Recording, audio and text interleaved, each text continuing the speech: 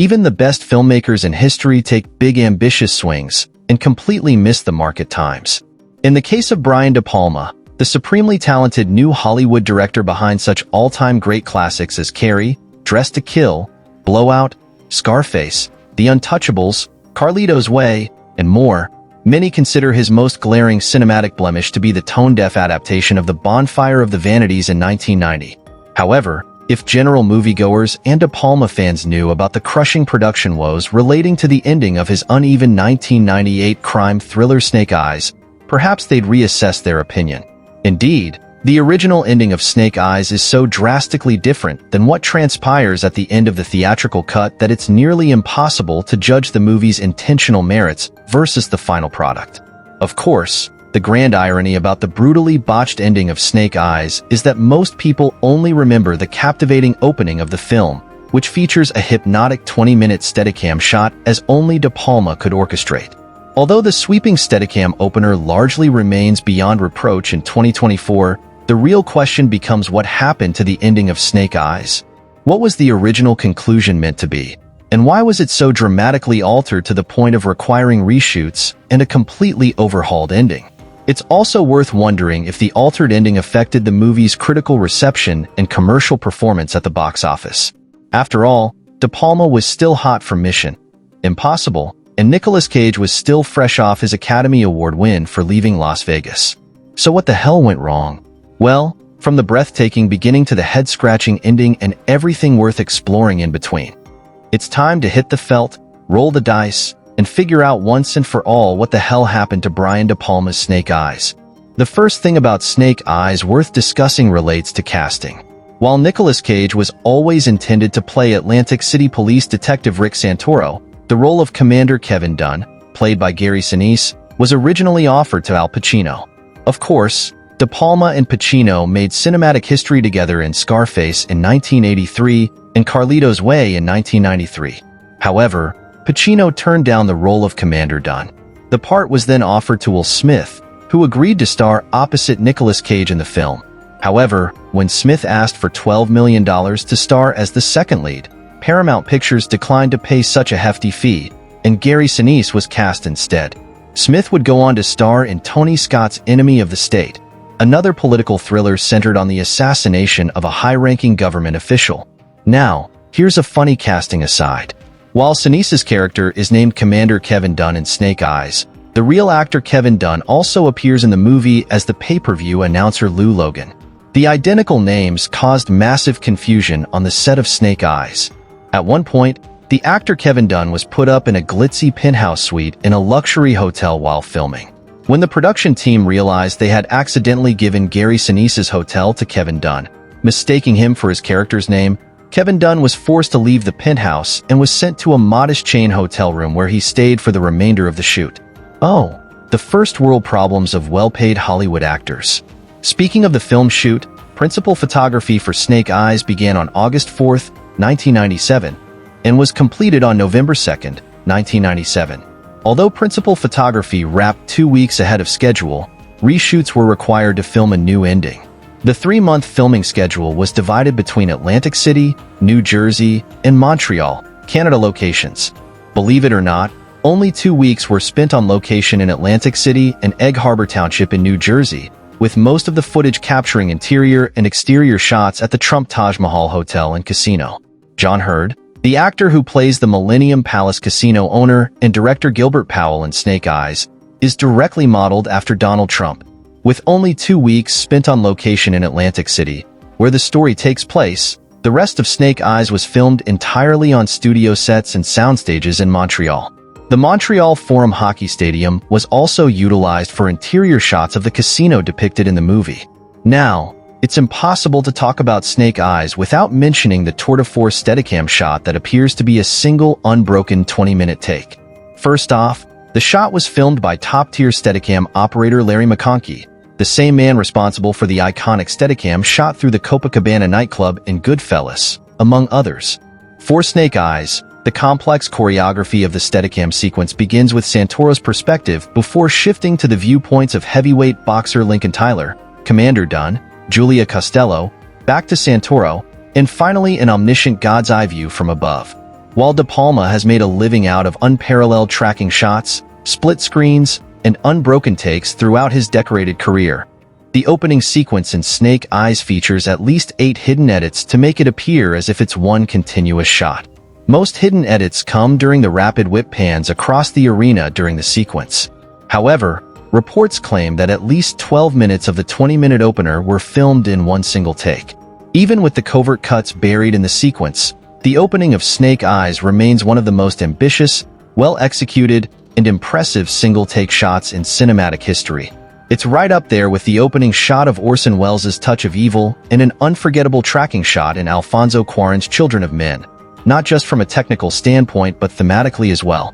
The kinetic movement of the opening sequence in Snake Eyes establishes the camera as a vital character in the movie, an unreliable one that cannot be trusted to tell the unfiltered truth at any given moment during the story. Although it's easy to read Snake Eyes as a reference to the cold-blooded Commander Dunn and Gary Sinise's beady reptilian pupils, the title of the film also alludes to how the camera slinks, snakes, and slides through the casino in a serpentine fashion throughout the movie to provide a grand spectacle. Interestingly enough, in real life, Snake Eyes lack eyelids and remain open at all times, somewhat similar to the visual effect created by the continuous Steadicam shot the movie opens with. Moreover, instead of having eyelids, snakes protect their vision through a specialized scale known as a spectacle. Therefore, the camera in the movie functions as snake eyes, with De Palma using all of his cinematic tricks to enhance the spectacular effect. As for the shifts in perspective and the repetition of events seen from different points of view, it's no surprise that De Palma cited Akira Kurosawa's Rashomon as having a major influence on Snake Eyes. Okay, now it's time to address the elephant in the room. The original ending of Snake Eyes was meant to feature a massive tidal wave that destroys the Atlantic City boardwalk and floods the Millennium Palace Casino, causing even more chaos and pandemonium as Santoro chases down Dunn through the submerged wreckage. In the original ending, Dunn is killed by the tidal wave, rather than committing suicide as seen in the theatrical cut. The tidal wave results from Hurricane Jezebel, the tropical storm mentioned throughout the movie, beginning with lightning strikes heard as the Paramount logo first appears. The climactic tidal wave was an expensive FX-driven spectacle created by Industrial Light and Magic. All the references to Hurricane Jezebel in the movie were meant to slowly build momentum for the tidal wave to deliver a devastating knockout punch in the third act. According to De Palma, in the Noah Baumbach and Jake Paltrow documentary of the same name, my concept was when you're dealing with such corruption, you need God to come down and blow it all away. It's the only way. It's the only thing that works. That was the whole idea of the wave. Sadly, Paramount did not support the idea, with De Palma adding, and nobody thought it worked. So we came up with something else, which I never particularly thought worked as well as the original idea. It's interesting how De Palma evokes God and the notion of a deus ex machina in his conceptual idea. Cutting the original ending of Snake Eyes robs the movie of its deliberate biblical subtext, a thematic through line that often goes unnoticed in the movie. Note how the name Santoro translates in Latin as saint, or someone born on All Saints' Day. Santoro and Dunn also went to the same high school in Atlantic City, where Sea Devils are the school mascot. The tidal wave, meant to destroy the boardwalk and casino in the original ending, can be read as a kind of sea devil. Meanwhile, Hurricane Jezebel is named after the biblical siren who seduced the saints into idolatry and sexual immorality, something Santoro grapples with in the movie. Santoro idolizes Dunn and his status as a Navy commander and cheats on his wife and girlfriend with his mistress, Julia. The tidal wave at the end was meant to wash Santoro's soul clean as a kind of spiritual absolution while ridding the city of its foul corruption. Alas, when Paramount screened the original ending to test audiences, it was received so poorly that the studio demanded De Palma reshoot a new ending. De Palma came up with the idea to have Dunn fatally shoot himself in the chest after being cornered by authorities. The movie then picks up the original ending, which features the heartfelt discussion between Santoro and Julia on the boardwalk. Even so, several references to the original tidal wave ending can be seen and heard throughout the movie. For instance, the movie opens with a reporter in the rain outside the casino addressing the tropical storm. Then, around the 36-minute mark, Lincoln Tyler says to Santoro, "You hear that storm out there? I wish it would blow this whole town up." directly foreshadowing the originally conceived ending. Later, an ambulance rushing down the coast to the casino during the finale is nearly hit by a massive tidal wave before the shot abruptly cuts away. During their boardwalk discussion, Santoro also mentions to Julia how all he can dream about is being underwater in the tunnel below the casino and how he drowns. This time, without the tidal wave ending, this dialogue makes zero sense. The point is that so much planning went into the climactic tidal wave that even when the original ending was removed, vestiges of the wave can still be felt, seen, and heard throughout the movie. Speaking of the painstaking tidal wave planning, ILM visual effects supervisors Eric Brevig and Ed Hirsch were put in charge of the ambitious spectacle.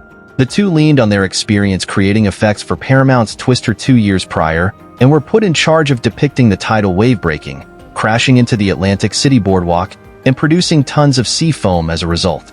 According to ILM FX artist Habib Zargarpur, the computer-generated tidal wave was designed and animated to break in a controlled manner and then shaded with fractal composites. The challenge was to avoid making the CGI wave appear like dirt and dust and more like natural water. According to Zargarpur, the key was in the particle rendering we had for Twister, where you could cheat the size of the particle from the light POV from each light. So the trick for making them look like water was to take the key light or backlight and make the particles look really small from that light's point of view. That made the light go through and scatter. Otherwise, it's going to look like chunky ice cream. Miniature models and 3D blueprints were utilized to capture the crashing tidal wave. The miniatures were used to create splashing effects, while the 3D models were used to depict the pier and boardwalk. Yet, despite all the time, money, and effort spent on the show-stopping finale, it all went for naught thanks to a tepid response from a fickle test audience. Not even Steven Spielberg, who previewed a rough cut of Snake Eyes for his old friend De Palma for the last time, was able to convince the powers that be to retain the original vision for the pulse-pounding pinnacle. The res-hot ending completely alters the tone and tenor of the movie's primary intention and robs moviegoers of the biblical underpinnings the movie was conceptually founded on. Despite Paramount's unwise decision to compromise De Palma's vision, the original tidal wave ending of Snake Eyes can be seen on YouTube. The epic FX-driven sequence lasts much longer than the ending featured in the final cut and depicts the tidal wave crashing into the Millennium Palace Arena and knocking Dunn to the floor as Santoro and Julia take cover. The giant metallic orb that serves as the logo for the arena rolls into the casino and crushes Dunn to a pulp, leaving the storage area of the arena submerged in several feet of water. Dunn getting destroyed by the insignia of his corrupt co-conspirator would have added a delicious slice of poetic justice to the ending of Snake Eyes. Alas, as it is now and forever, Dunn's awkwardly filmed, tacked-on suicide is far less satisfying and feels like a cheap and rushed last-minute addition that benefits nobody. The lesson learned? Never make creative decisions based on the response of a fickle test audience, especially for a movie directed by such a tried and true artist like Brian De Palma. Although Snake Eyes turned its pricey $73 million budget into a $13 million global moneymaker, the movie lost money at the domestic box office. Snake Eyes grossed just $55 million in North America, a disappointing haul for Paramount and De Palma after their runaway financial success with Mission Impossible 2 years earlier. Yet looking back at Snake Eyes in 2024, it's easy to ascribe the critical and financial failure of the movie to the abandonment of the climactic tidal wave spectacle. By witnessing the originally filmed ending online, it's clear that De Palma's intention for concluding Snake Eyes works much better than what is ultimately presented to viewers in the theatrical cut. At the same time, the film drew criticism for revealing the killer too soon, something De Palma took umbrage with, telling documentary filmmaker Mark Cousins, "There's a lot of discussion in Snake Eyes about why we reveal who did it so soon." Well, the problem is that it isn't about who did it.